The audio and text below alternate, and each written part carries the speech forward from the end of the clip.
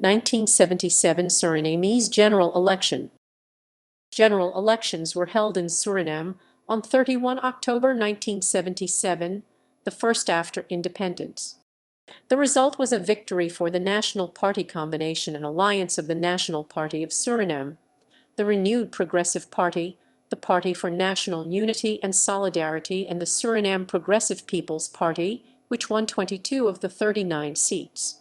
Voter turnout was 77.8%.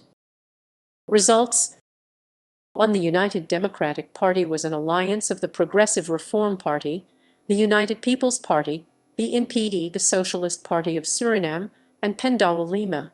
2.